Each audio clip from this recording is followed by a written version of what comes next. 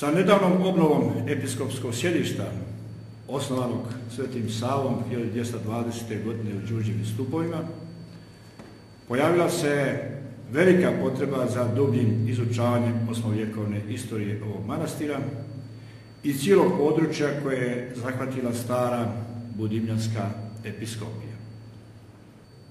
Svijest o sopstvenoj istoriji i kulturi koju su stvarali i njegovali naši preci i danas u najvećoj mjeri određuje naš identitet. Prvobitne polastice ove eparhije bile su značajne i u samom početku njenog postojanja i za dugi niz vjekova poslije. Na prvom mjestu ona ima čast da je njen osnivač Sveti Sava, prvi arhijepiskop srpski, ličnost najveće svetosti i apostolskog autoriteta u srpskom narodu kroz sva vremena.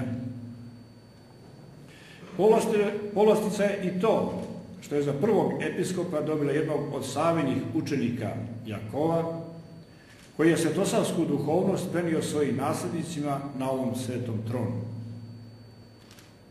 Značajno je i to što je eparhija osnovana u davno hristijanizovanoj oblasti, o čemu svjedoče mnoge prednemanjičke svetinje u Limskoj dolini, i što je imala priliku da naslijedi ne samo svetosavsko, nego i kirilo-metodijevsko duhovno i prosvjetno predanje.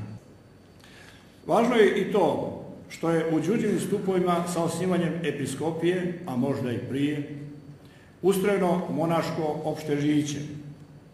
Tokom narednih vjekova u okolnim svetinjama razvili su se i drugi vidovi monaškog života. Skitski u Šudikovi, Kaludri i Uroševici i pustinjački u brojnim okolnim isihastirijama, o kojima će, kako je najavljeno, biti riječi i na ovome skupu.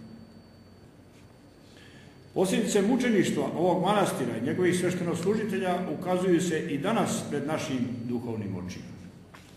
On je, kao ostalom i naš narod, poslije svih stradanja pokazivao čudesnu moć obnove kroz koju djeluje sila Hristovog vaskrsenja. Preostali znaci stradanja na njemu ne umanjuju njegovu neuništivu slavu, nego je naprotiv još više ističu.